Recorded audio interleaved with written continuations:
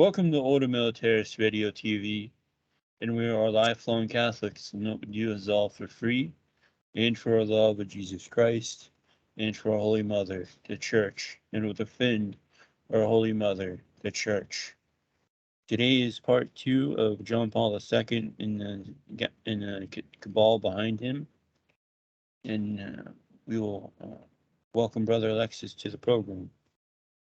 Thank you, AJ, for having me on Ordo Militaris Radio TV. Your unique Catholic apostolate, where we talk about the problems in the church without throwing the baby out with the bathwater, as it say. We are strong and devout Catholic believers. We have been all our lives. We're cradle Catholics. We're not converts, and we don't do these programs to raise money. Of what the real problems are in the church, so that all the propaganda and fake narratives that are used to fool you and manipulate you can be pulled from your eyes, and you can see what the real problems are. So we're talking about the pontificate of John Paul II and how corrupt he was, how unheroic he was, and we're going to go through, we're going to finish his pontificate in this show by just some brief citations from this great book called The Power and the Glory Inside the Dark Heart of the Pontificate of John Paul II by David Yallop. And I have the thick edition, which has less words in each page than AJ's, so we'll try to keep you abreast of the two different page numbers, both same year, 2007. This is the English edition.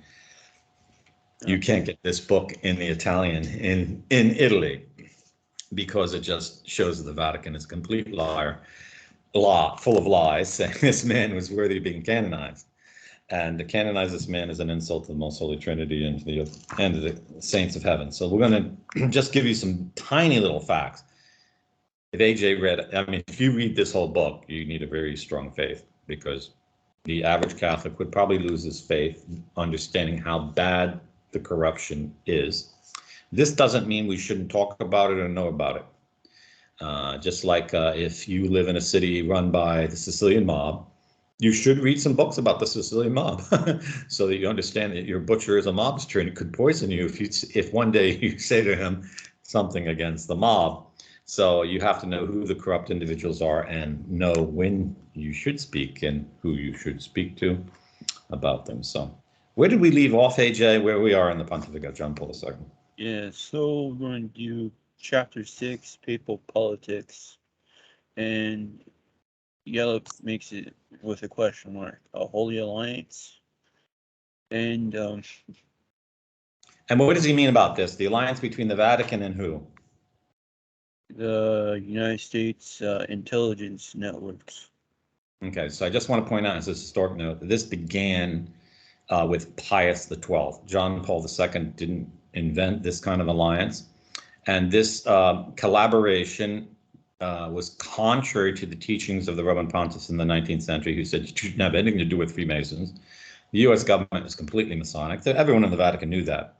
So Pius XII had no reason to start collaborating with the Americans, and he should not have done so. And because if you start pretending someone is honest when he's not, you're going to get into a lot of problems. You'll get, so our mothers told us when we were little boys, choose good friends, don't choose bad friends to associate with. Few papacies have inspired so many myths as the reign of Pope John Paul II. One of the most enduring concerns is his role alongside U.S. President Ronald Reagan in the collapse of communism in Europe at the end of the 20th century. Serious writers have suggested that the two men conspired to bring about the destruction of the Soviet Empire, with the Pope virtually single-handedly creating solidarity and the President secretly pouring millions of dollars in Poland to sustain Wojtyła's creation. The truth, however, is somewhat less spectacular. Since its very beginning, the United States has been a predominantly Protestant country ruled by Protestants, with a historic suspicion and hostility towards Roman Catholics. Even JFK, the only Roman Catholic to date to be elected president, was very careful to keep the number who shared his faith within his administration to a minimum and to keep his church at some distance from government. Though not himself a Roman Catholic, Ronald Reagan numbered a great many who were among his close friends and acquaintances.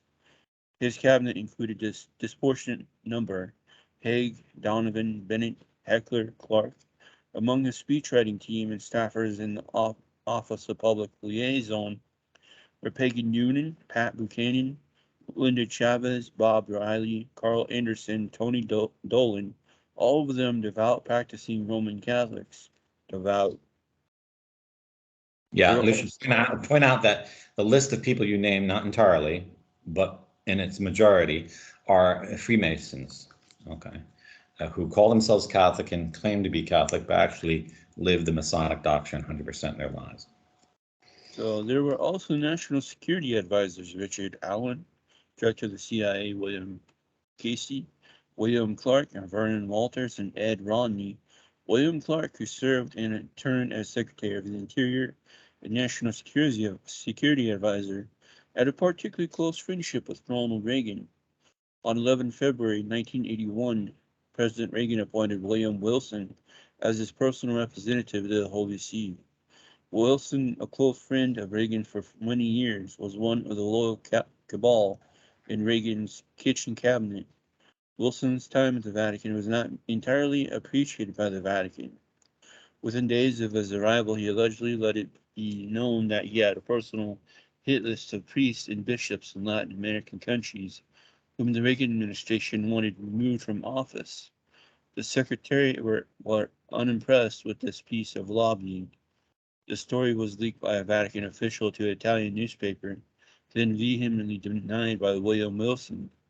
Instead, he began to concern himself in a wide range of activities on behalf of the Reagan administration, including lobbying for unqualified support for the Chilean military dictatorship and Pinochet, an Argentine military junta, as well as U.S. policies on numerous other South American issues, the Middle East, funding Afghan rebels, Ukrainian church status, and Poland. Within 12 months of taking up his post, Wilson had succeeded in building himself a memorandum from National Security Council staffer Dennis Blair to National Security Advisor William Clark, requesting that Clark should meet with Wilson. Explains, the main objective of your meeting with Bill is to straighten out his chain of command. He has been confused about who receives directions from with embarrassing diplomatic results. This has been a problem for months, but it was highlighted by the incident of the president's remarks about the Pope's letter at his January 20th press conference. Okay, little historical note. Ronald Reagan practiced the Anglican religion, but he was a baptized Roman Catholic. And Yallop evidently didn't know that little detail. So, let's frame this correctly. Okay, so throughout history, world leaders who have had diplomatic relations with the Vatican have asked the Holy Father to do things that helps their geopolitical position in the world, whether they were the kings of Spain, Portugal, France, or the Holy Roman Emperors, or Hungary. Okay, in of itself, that's not evil or good. It's just what is being asked. And yes, the U.S. government is Masonic, but if they're asking that communist bishops be removed in Latin America, they're asking a good thing, and not to grant it is evil. But if they're asking the church to support military dictators who are killing innocent people, that's not a good thing and would be evil to consent to. Unfortunately, you have an unequal relationship here. So you have a superpower on one side, and you have a country that has 100 policemen on the other side. One country that that rules the whole world, and the other one that has a territory the size of 1/8 of Central Park in Manhattan. Okay, so it's not an equal relationship, and so the Vatican often doesn't give a reply or doesn't say what they think because they don't want to be squashed. They don't want a Pope, for example, assassinated by the American government because he says something they don't like terribly. Okay. And Donovan, for his part, the ambassador for his part, was probably being a bit too, upfront, go out and saying what he wants as if he could get everything he asked for. Whereas the church is very sensitive about at least protecting its public image. that it's an independent organization. Otherwise, it'd be persecuted in parts of the world that are under American control, for example. So the church naturally has to take a certain neutral position in modern times because of that. Because almost every government would want to persecute the Catholic Church if they had a reason, because we're not living in an age of faith. So, and even in the age of faith, the King of Spain wanted Spanish cardinals and Spanish popes. He wouldn't want to tolerate German cardinals or French cardinals. And hey, AJ, you have some relatives who were buried at the Vatican, and their tombs were destroyed by Spanish popes because they weren't Spanish. And so, these are human things that go along. So, just to put that in the framework, so we don't lead you into thinking some kind of crazy conclusion that merely having relationships with the United States diplomatically or having an ambassador there is somehow evil in of itself. Okay, Jay. Oh, that was page. You're reading from page what, AJ? 152 and 153. Yeah. So you have to add about 100 to that in the thicker edition. So then we go into 162. Same chapter.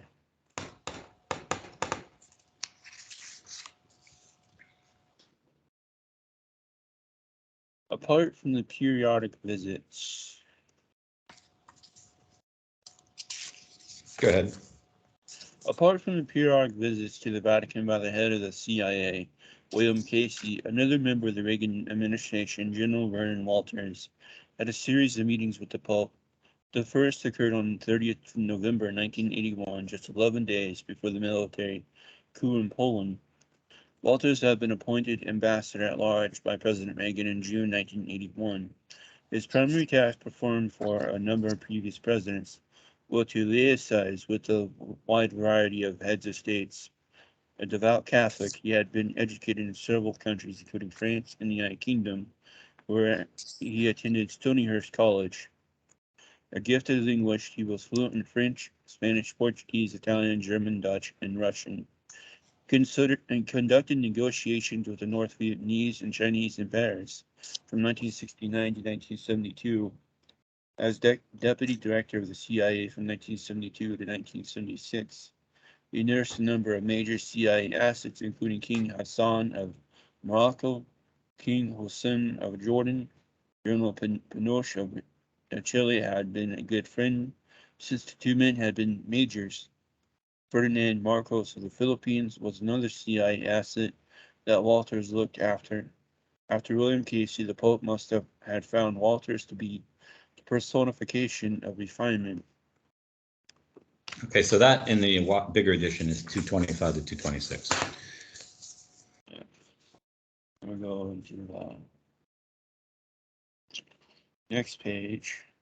So I just want to point out here that Catholics who are highly professional and have lots of talents and skills and are involved in the diplomatic service of countries and are devout Catholics, that doesn't exclude the fact they might be Freemasons and working for the destruction of the church.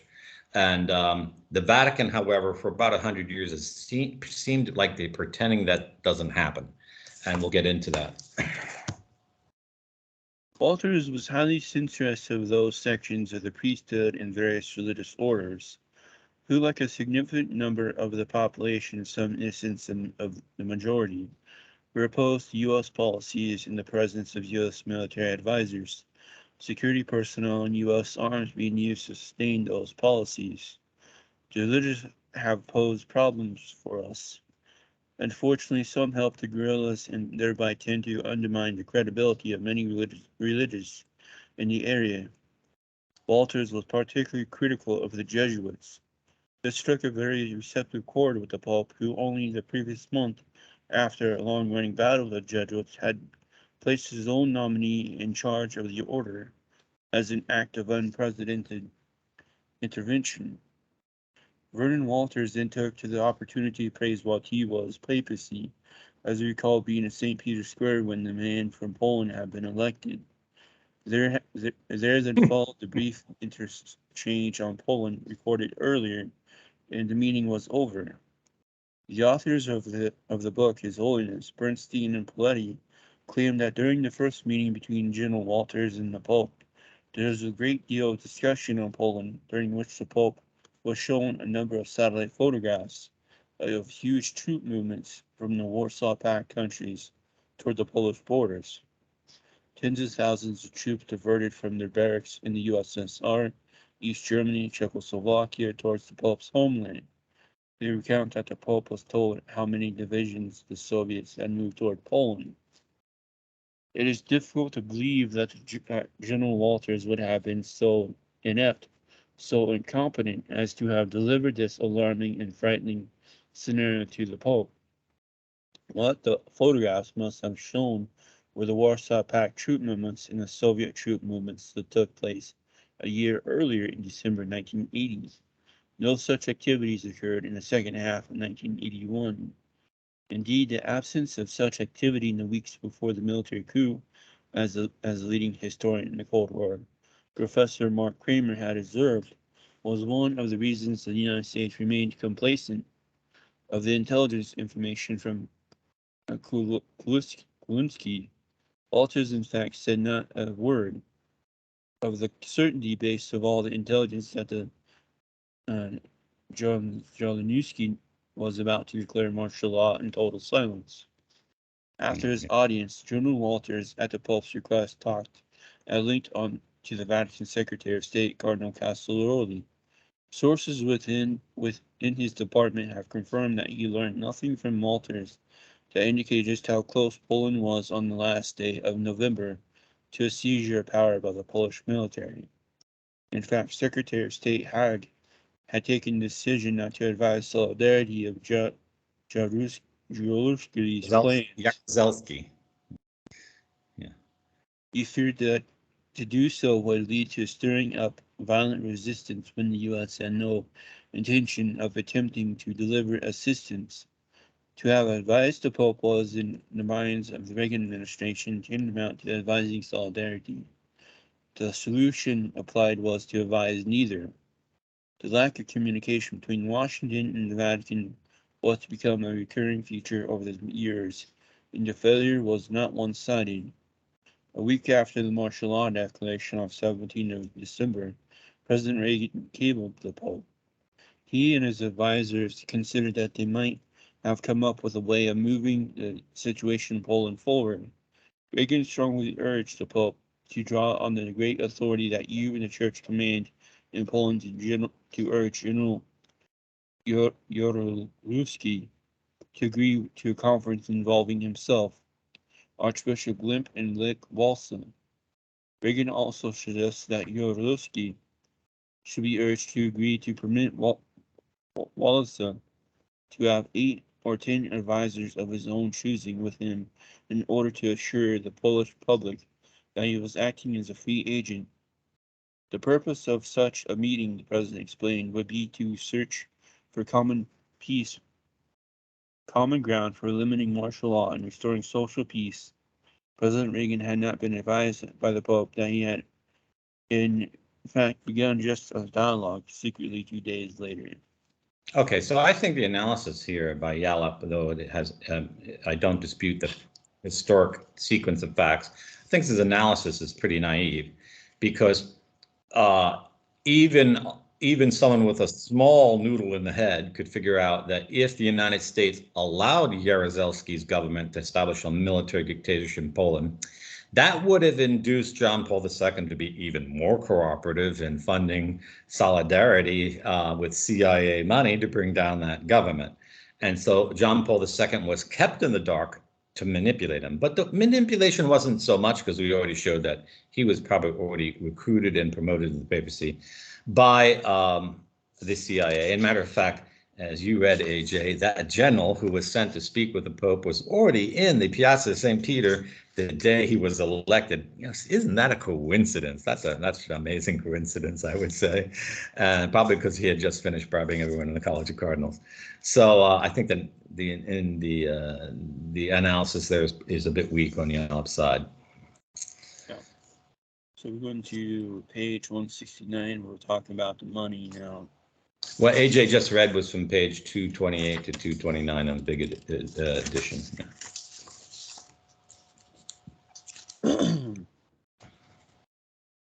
From that particular observation, yet another of the myths of this papacy was born. Various papal biographers, Vaticanologists, and unidentified members of the Reagan administration later claimed that among the fruits of the secret alliance between the Pope and the President was the United States' commitment to spend whatever it took to keep Solidarity alive. Money and equipment channeled by the CIA into Solidarity have been valued at between 50 million and 100 million. Added that were funds laundered by Roberto Calvi into the Polish trade union, one tranche of $50 million. Other amounts totaling at least a further $50 million.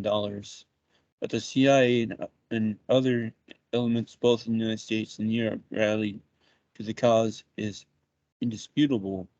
The real issue is the actual size of the amount funneled to the union and where it went. Amounts allegedly donated via the CIA, the AFL-CIO, American Trade Union Organization, and National Endowment for Democracy were laundered, it is claimed, through a business bank account. But both Andrei Yawadza, the former deputy leader of Solidarity, and Janusz Pawlucki, the former Solidarity treasurer, have denounced the claims of payments of any figure of even approaching the 50 and 100 million dollars. The actual figure for the entire period, 1982 to 1989, was significantly less than $9 million. As for the millions that Roberto Calvi plundered from Banco Ambrosiano insisted he had sent to Poland, Bank of Italy officials have confirmed that they hold compelling evidence that these transfers were indeed made, but have declined to reveal the identity of the account holders to whom the transfers were made. Lucio Gelli, who were for decades through the illegal Italian Masonic P2 Lodge, exercised more control within Italy than any government has always maintained. If you are looking for the missing millions from Banco Ambrosiano, then look in Poland. Exactly where to look has never been established, but the Polish Catholic Church would be an excellent place to begin. Such an investigation should start with the questions to the certain bishop, Hellenic, Nilka. yeah, Yeah. Now, in a previous show, we reported that Lech Walesa, in his early life, was actually a KGB agent. Mm-hmm. He was Polish intelligence, so he was playing both sides. And don't think that the Solidarity movement was a Catholic organization. And the U.S. government funded it and then abandoned it because it was created solely to get change in Poland, basically to change Poland from being under the Soviet sphere to being under the American sphere, but certainly not to free the Catholic Church or the Polish people from foreign domination, just to replace their their dominators. And that was on what AJ just read was pages 236 to 38 in the big edition. Yeah. We're going to go to page 188, also from the papal politics. Okay, here we go. In March 1985, CIA Chief William Casey received from an intelligence source within the Soviet Union the news that the nation's leader, Konstantin Chernenko, had died, but that the news was being suppressed. Casey, with all the wealth and the facilities at his disposal, had no second source he could turn to for confirmation. 3 days later, he was growing increasingly disturbed that the information he had rushed to the president might be incorrect. On March 10th, it was announced that Chernenko had indeed died, and that his successor was Mikhail Gorbachev. Casey advised the president that any difference between Gorbachev and his three predecessors, Brezhnev, Andropov, and Chernenko, was only superficial. The head of the CIA predicted that the younger Gorbachev only 54 at the time, would only export subversion and trouble with more zest. It was a total misjudgment by the head of the world's most expensive intelligence agency, the same agency that ensured that its opinion, balanced or not, were invariably whispered to the Holy Father. And in conversation with Cardinal Bernardine in the summer of 1985, the Pope made it very clear that he fully supported the Reagan administration action to the Central America and expected his U.S. bishops to do the same. Okay, a little comment here. I think also his analysis is naive here. The CIA is always going to claim that a world leader is more of a threat than he is because the CIA's first budget goal is to increase its budget and increase expending for the military industrial establishment. So they may have very well known that Gorbachev was a high-level Freemason and was going to take down the Soviet Union, but they certainly weren't going to say that. Okay. Yeah. And we keep hearing about South America and and the Jesuits. And at the time, the Jesuit superior in Argentina was none other Jorge Bergoglio, who was working with the junta and the Argentine dictatorship there. P2 Lodge. And so all this narrative here about the U.S. opposed to Marxism in Latin America, that is just a fake narrative too.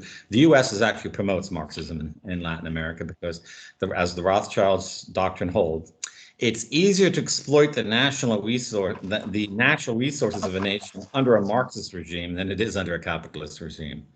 And this is why the United States has Marxism basically from Nicaragua south to the Antarctic and doesn't do a thing about that. And matter of fact, it's never even discussed in the press in the United States. And they would always keep your attention focused on Israel, as if Israel was the biggest nation on earth and bordered the U.S. Yeah. All Rothschild narrative manipulation. All right, it's time to talk And about.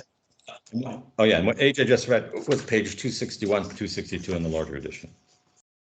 Okay, we all know about this movie. They push it down our throats up at Good Friday time. The Passion of the Christ. Yeah, so what's the true story about the Passion of the Christ? And Okay, so at the end of March 2004, a movie loomed large over the relationship between the Holy See and worldwide Jewry. The Passion of the Christ, made by Mel Gibson. Gibson defends blah blah blah blah blah blah blah blah. That the film does not confine itself to the gospel sources, that there are totally scenes from the book in Catherine Saint was blessed, venerable or blessed. I don't know. I don't think she's either of those. Oh, Catherine Emmerich is blessed. Yes. Yeah. Blessed Catherine Blessed. in Catherine Emmerich. Augustine nun, born in Germany, 1974. 1770. Yeah, 17. Yeah. 1774. Yeah. So. Both Opus Dei and the Legionaries of Christ have played key roles as active supporters of Mel Gibson in his movie. Members of the Legionaries arranged a number of private screenings to the very carefully selected invited audiences of influential people.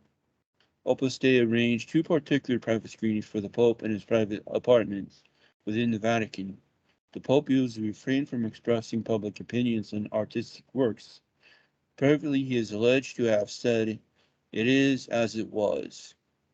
The only other person in the room was his personal secretary and friend for 40 years, Archbishop Stanislaus Diswis. To the general embarrassment of the Vatican, the alleged remark was given global public publicity as the papal endorsement of a film already being attacked by many as being anti-Semitic consent. Diswis denied that the Pope had ever expressed an opinion in which came as a surprise to one of its producers, Steve McVie. What? McVitie. Okay. McVitie. You had heard it directly from Diswis. The papal spokesman, Opus Dei member Navarro Valls, privately emailed McVitie on the alleged comment. Nobody can deny it, so keep mentioning it as authorized point of reference. I would try to make the words "it is as it was" the let motive in any discussion on the film. The email concluded, repeat the words again and again and again. The private screenings, courtesy of the Legionaries of Christ, were also paying rich dividends with a series of powerful endorsements from curial heavyweights and theologians. The opinion was manipulated long before public release of the movie. These events powerfully underlined the current level of control exercised within the Vatican by Opus Dei and the Legionaries of Christ and other extreme reactionary forces. With that kind of endorsement, global success was guaranteed, and it duly followed. The film was both acclaimed and denounced. Some have described it as powerfully conveying the core of Christianity. By the end of 2004, Gibson was £200 million richer, and the Pope had beatified Emmerich. His long-term influence remained to be seen, but one must wonder whether the late Pope's succinct reaction came not from his knowledge of the gospel, but from the experience as a child and young man, watching the Passion plays at Calwara. Okay, I got to stop you right there. Yallop is just a committed Rothschild. There's anti-Semitism out there, and this passage just reeks of that. We already showed that the Pope never even played a role in the Passion plays, and he personally, and that was from a deep personal conviction of being, of understanding that he was of Jewish descent. Yeah. And Yallop doesn't get into that, and he doesn't understand that. However, it is interesting to notice that Navarro Valls was a complete liar and just talked up a whole narrative. And as a papal spokesman, he shouldn't be involved in that material at all. The Vatican wants to get involved in propaganda. It shouldn't go to that depths, and it shouldn't have their spokesman getting involved in propaganda, though that's usually what modern governments do, and that's just not a Christian thing to do. However, as the film being anti-Semitic, there's really nothing anti-Semitic in the film. It just shows what happened. If you think that because a film about something that happened 2,000 years ago shows a crime committed by a Jew against a Christian means the film's anti-Semitic, then you're an absolute racist bigot, because I can make a film showing a crime committed by any ethnicity on earth against another ethnicity, and that is not a racist film. It's just, if it's a historic fact, it's just a historic fact, okay? Yes, the people who persecuted Christians were not all Jews of all Hebrews. We talked about this in our previous program. They were the citizens of Judah and Jerusalem, and they weren't all Jews. They were certainly not all believers. It was all about a battle between temple cult, okay, who was going to make money over the temple. But the Passion of the Christ was promoted by two organizations that have shadowy characters. And this is often done because they know they have bad reputations and they need to like whitewash it by doing something good. It's kind of like the priest after raping a boy goes and says mass. You know, it's a false kind of repentance. Yeah. Okay, so we're going to go back to the chapter Beyond Belief. Page 312 in this, green edition. And in mine, I believe it is page 434, 435. Yeah. The meeting concluded with the Pope and his American cardinals that one of the need to weed out pedophile priests with a policy of zero tolerance. The cardinals were given an express task of creating guidelines to deal with the crisis that would be present to the U.S. Conference of Catholic Bishops in June in Dallas. All 12 American cardinals then gave a press conference and responded to questions from the huge crowd of reporters. The main item on the agenda for the news media was whether or not Cardinal Law had resigned.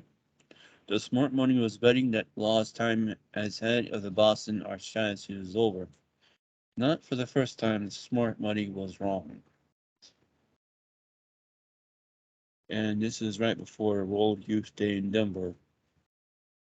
Okay, so Cardinal Law ends up resigning because the Boston Globe gets a copy of a letter by John Paul II telling Cardinal Law to move a pedophile from one parish to another. And to protect the Pope from that, the release of that letter, Cardinal Law promised to resign in exchange for the Boston Globe never admitting that letter existed, and that's what happened.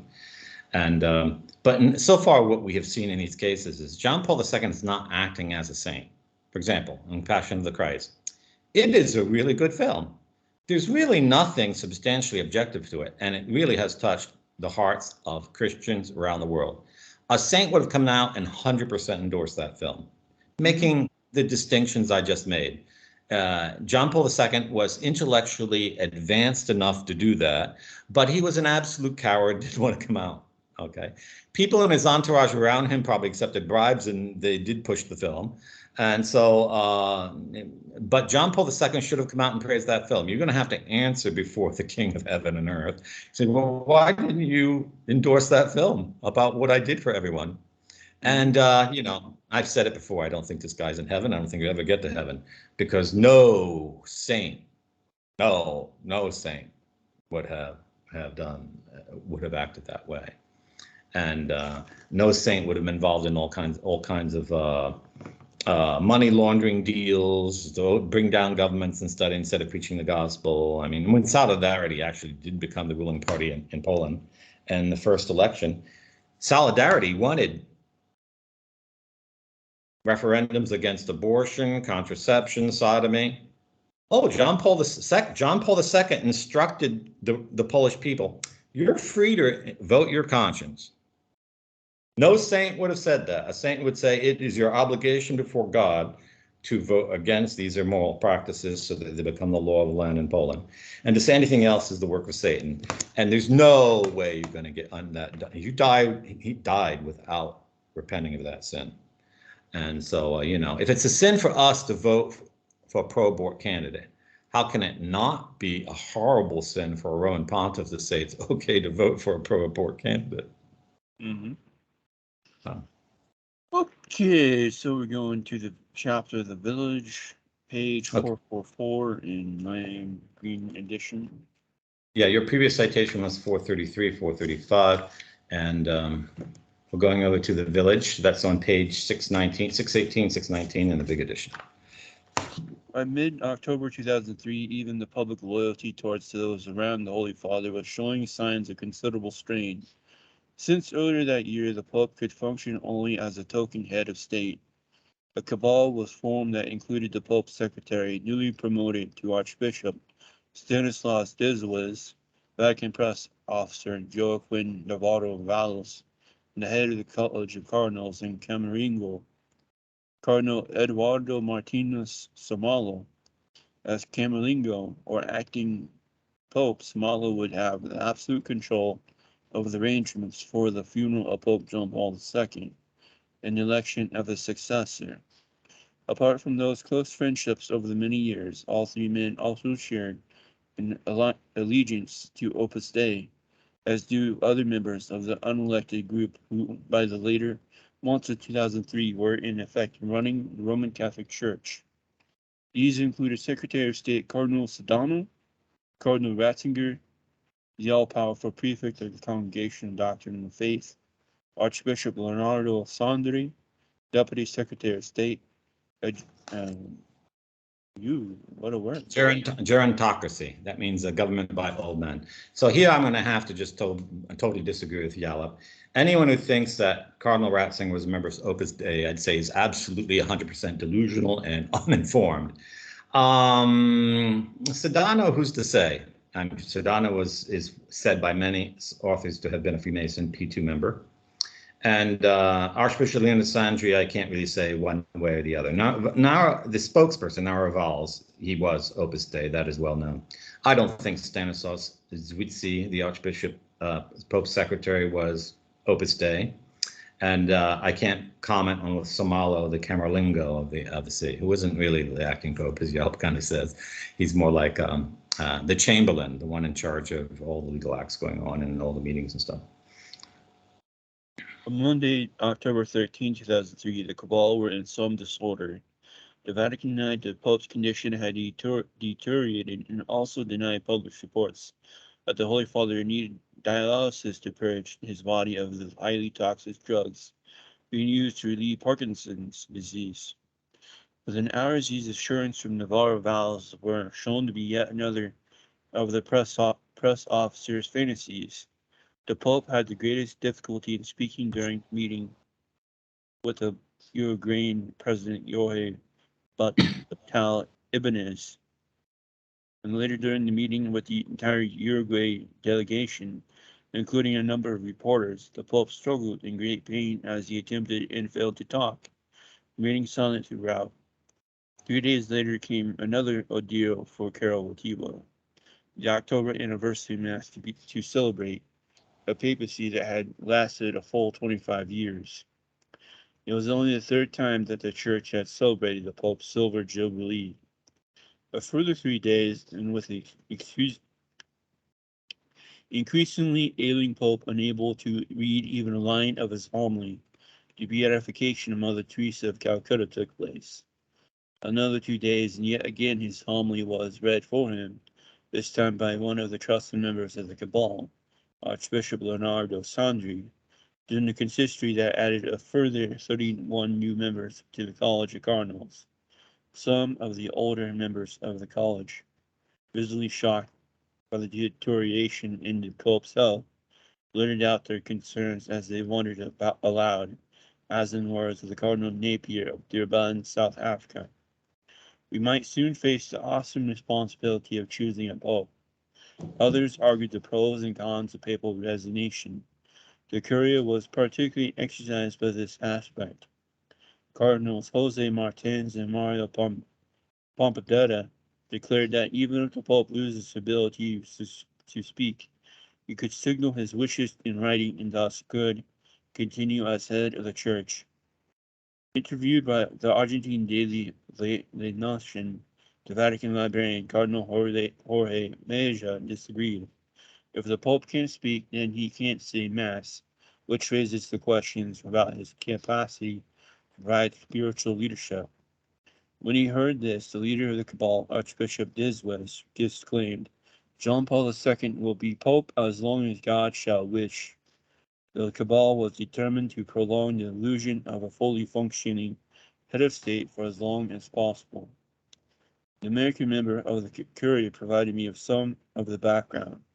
I think it was in 1996 that they were forced to finally admit, off the record of course, that the Holy Father was suffering from Parkinson's disease. By that time, everyone in the world knew what his illness was, but here the press office in particular had been flatly denying the truth for years. The other Pope and his friends have been running the show for much of this year, but in many ways they have been in charge much longer. The other Pope was the name given by many to the Pope's senior secretary and close companion since the mid-1960s. Stanislaus Diswes, who was ordained by the then Bishop Wojtyla in 1963 and became his second secretary in 1966. The relationship was for many years that of a father and son. In later years, particularly since the Parkinson's disease began to tighten its grips on one strong, vigorous athletic body, the roles have been inexorably reversed. The route to the Pope had for a long time been via Diswes.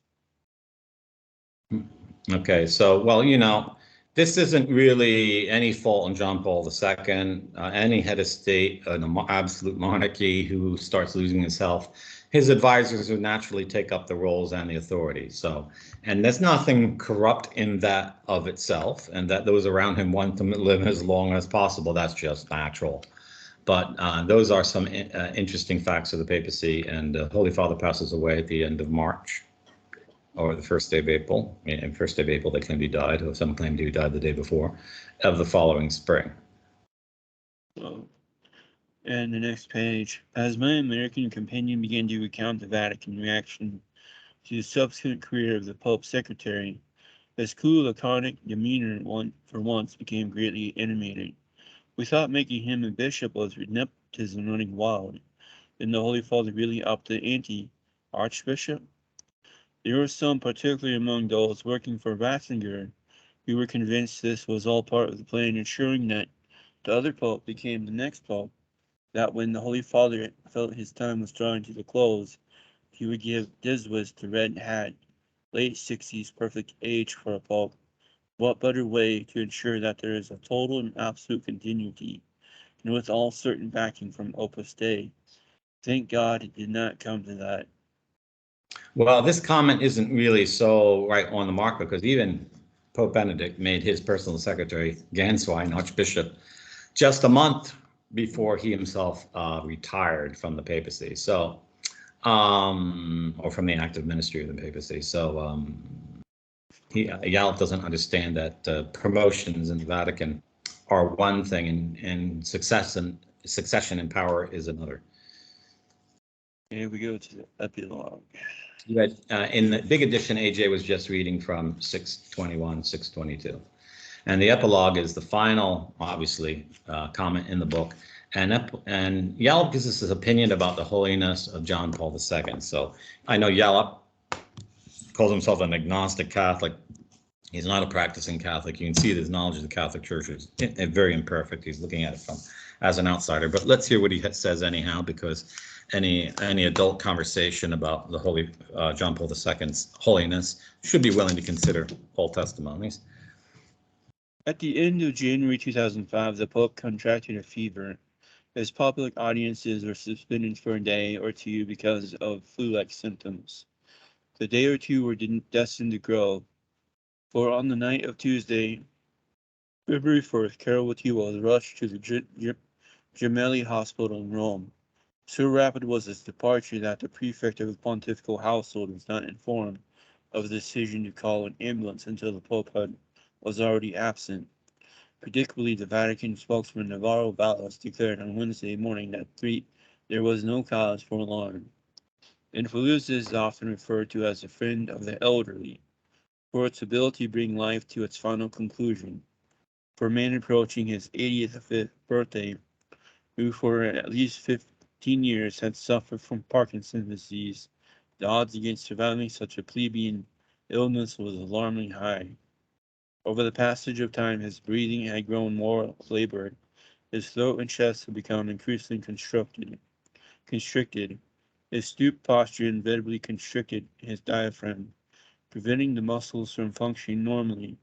Any respiratory infection that attacked such a frail body could prove fatal.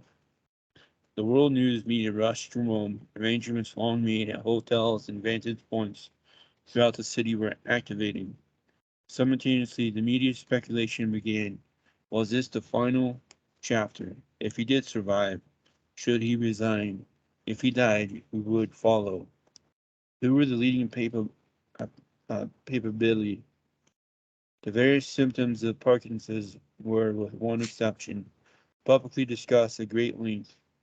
The exception was the level of dementia that occurred because of the ever higher dosages of specific drugs that are needed for more advanced symptoms.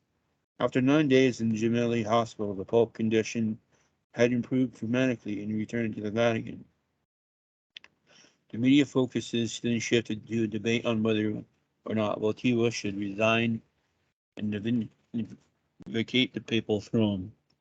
Big quickened when Secretary of State Cardinal Stolny responded to questions about papal resignation with, "That doesn't matter with that we should leave to the Pope's conscience." Apart from Carol Wojtyła's own moral sense to assist him, he had round him the men who for some time had been in control of the Catholic Church, an inner circle which had undergone some changes and shifts of power since 2003. Called in Radker, Ray, Rooney, Sodano, there was also a man who was the greatest power behind the throne, papal secretary and gatekeeper of all access to the Pope, Archbishop Stanislaus Diswas, who for some time had been leading a fight against the pressure for the Pope to resign. During the ensuing days, various Vatican statements assured the public the Pope had fully recovered. The reality, as was usually the case with Vatican statements, was somewhat different. The infection was still active and the Pope breathing very labored. The Vatican press spokesman confident image of rapidly recovering Wojtyła was demolished when on February 2nd, he was again rapidly returned to Gemelli Hospital. Within the hours of a tracheotomy was performed. A tube was inserted into his throat to assist his breathing. A few days later, on Sunday, a Pope, Yallop and one, was wheeled to the window of the hospital shortly after the Angelus blessing, which was for the first time in over 26 years, had been conducted without the Pope. Giant screens in the square showed a younger, vigorous Carol. On March 8th, he announced that the Pope would not preside over any of the major liturgical celebrations of Holy Week and Easter. As the months progressed and Carol, a man clearly near death, returned again to his Vatican home, I was frequently reminded of a particular conversation with a Vatican resident. It was shortly after Karol's visit to Slovakia in September 2003. I had found the spectacle of the suffering Pope deeply disturbing, and expressed the view that the ship should never have been made and should certainly have been abandoned. The show had continued, my informant told me, and it would do so because the Holy Father wished it to continue. The actor within the Holy Father is dying hard. He refuses to walk off stage. He is a man terminally drugged on the dilation of the audience. Now, throughout the month of March, much of the world was watching what more than one commentator called his greatest performance. It is not true that everyone fights for life, that none seeks death. Some do indeed go gently, but Pope John Paul raged against the final darkness in a manner reminiscent of the two wartime uprisings in Warsaw, when women, men, and children resisted the occupying enemy for week after week. Karol's personal struggle reached its apogee on Easter Sunday, when he struggled in great distress and anguish to utter a blessing to the crowd gathered below his window in St. Peter's Square. He slapped his forehead in vexation, but could not utter a single syllable. The great communicator had been permanently silenced. A few days later, during the afternoon on Saturday, April 2nd, Carol murmured, "Let me go to the house of the Father." He lapsed into a coma, died 6 hours later at 9:37 p.m. Okay, so it is true. Even Pope John Paul II, one of his close friends, said he just loved being on the stage and he loved the attention of the world. Parkinson's disease, I think, is an autoimmune, isn't it? An autoimmune disease. So maybe he contracted that through a vaccine. It'd be interesting to, for someone to look into that. And I remember the death of John Paul II, particularly poignantly because my own father died the day before. So, and in his last hours of life, I think like 8 bishops were appointed with the seal of his ring, even though he couldn't talk. And Cardinal Ratzinger was there involved in that little. It was never corrected because Cardinal Ratzinger was made Pope afterwards, but I think that's canonically irregular. But that's the end of John Paul II, and the fact that he lost his faculties at the end of his life is a sure sign that God wasn't really pleased with his use of faculties. There have been many saints in the church who have died with absolute clarity of mind and all their faculties, and great saints who, with their mind, lips, and hearts, always serve the Lord our God. And so I think it is honest and probable that his manner of death was a punishment of God, because what he did to the church was basically what happened to him. He didn't defend the church. He didn't allow the autoimmune system of the church through the prosecution of pedophiles and heretics to go on, has it going on for centuries. He pushed Vatican II, which was a false diet of doctrine for the church, and he destroyed the life of the church, which became totally evident after Benedict retired from the papacy, that all hell is broken loose. And the hierarchy are not even ashamed to say things like, we can't go back and we need to open the church to new generation and Jewish and Christian life. They're absolute apostates, and they're just flaming homos that just want to marry, the man down the road, whoever they're hiding in their bedroom and stuff. So in John Paul II, it was responsible for that. You cannot canonize negligence. You can't canonize someone who fails in his duty. You can't canonize someone who visits 58 Catholics in Azerbaijan and doesn't worry about the scandals of pedophilia in the United States that we're breaking out all over. You can't canonize someone who takes money from Masonic organizations to take down governments and doesn't worry about their spiritual salvation actually after they become free. That's not a saint, okay, except in the Masonic Lodge. So now we're going to get into the evidence. Okay, AJ, why don't we do that in our next program, because we've already been on, I think, more than an hour. Yeah. And so this sets up the facts, and we'll do a third program. We'll do more about John Paul II and the corruption in his papacy. So this is the Watermelon Terrace Radio TV signing off. Deus Volt. Deus Volt.